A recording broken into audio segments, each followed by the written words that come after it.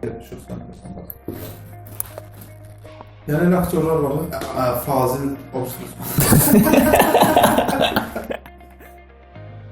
İlk izlədiyiniz Azərbaycan filmi. Deyəsən, mən yəni fikirləşir eləyir. Ciddi eləyəm, mən tələsdim. Açıq yadıma gəlmir, amma mən təsir edən bir yadıma gəlir ki, Ölsən Bağışda olubdur. Uşaqlığınızda, gəncliyinizdə sizə ən təsir etmiş film. Uşaqlığımda Titanic təsir eləmişdi. Mən o vaxtda yəni Rose adına qız sevirdim, üst-üstə düşmüşdüm.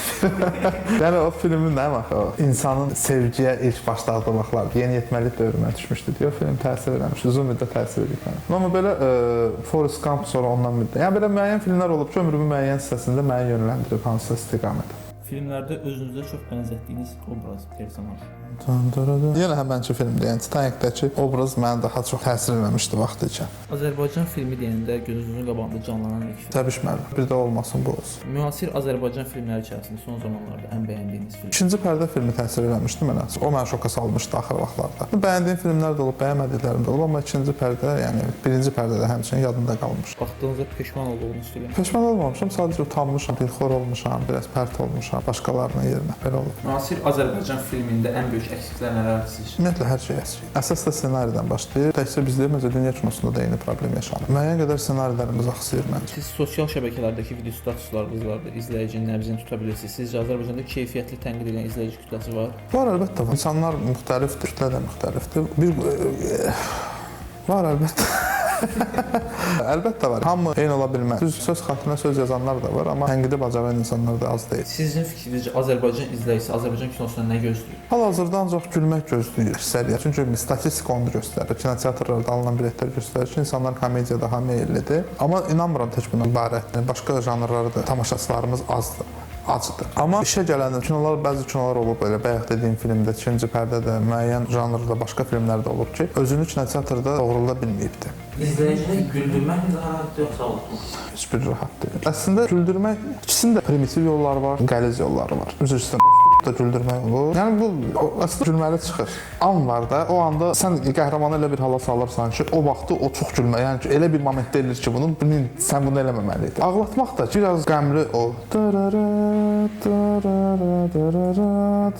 Bu mahnını verdin, biraz slow-mo elədin, o da ağlatmaq olur. Hər bir şeyin sadə və çətin yolu var. Çətin yol odur ki, mən həmişə deyirəm, əgər komediyaçı insan orada oynayan aktyorlar gülməyə məcbur deyil və yaxud da dramdırsa, oradakı oynayan aktyorlar ağlamağa məcbur deyil. Sadəcə olaraq situasiyaya gülmək, situasiyaya ağlamaq olar. Əgər Talih Yüzbəyov film çəksə, onun üçün bugün Azərbaycan səhnəsində olan aktyorlar olmaz aktyor hansı olur? Birinci özü. Siz yəni, daha çox rejissor postuna oturduq yəni. Rejissorluğa başlasam belə kökümdə aktyorlar deyə özümə 100% bir rol tapacağam orada. Amma məsəl üçün bəyəndiyim aktyorlar var əlbəttə. Məsəl üçün Hikmət pərdədən elə. Yəni mən institutdan da tanıyırdım, amma pərdədə kəşf elədim. Azər Aydəmir, baxır janrada məsəl üçün.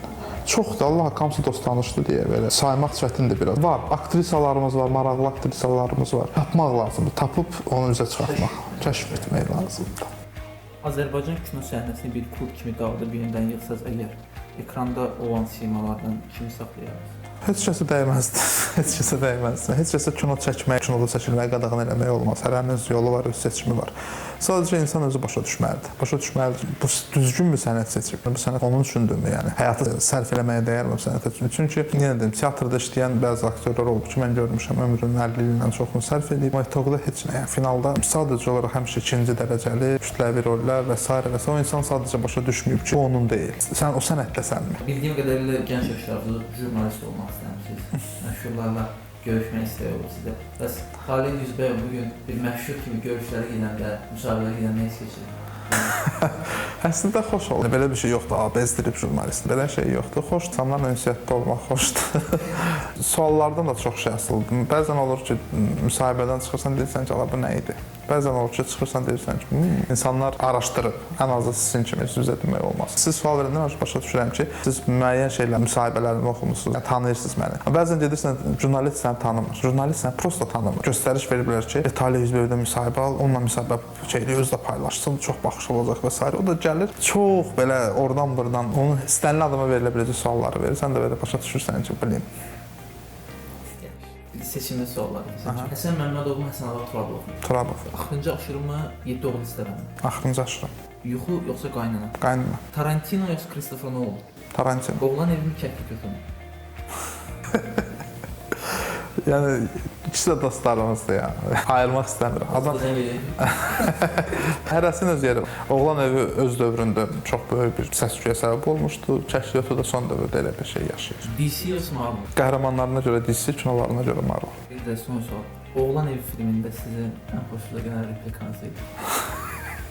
Öz dediyim bundan pulunu vermək lazım. Domelimi də ağatdılar. Çox sağ olun, gəldiniz. Sağ olun. Mən sizə təşəkkür edirəm. Uğurlar işlərinizdə. Sağ olun. Üçüncü dəfədən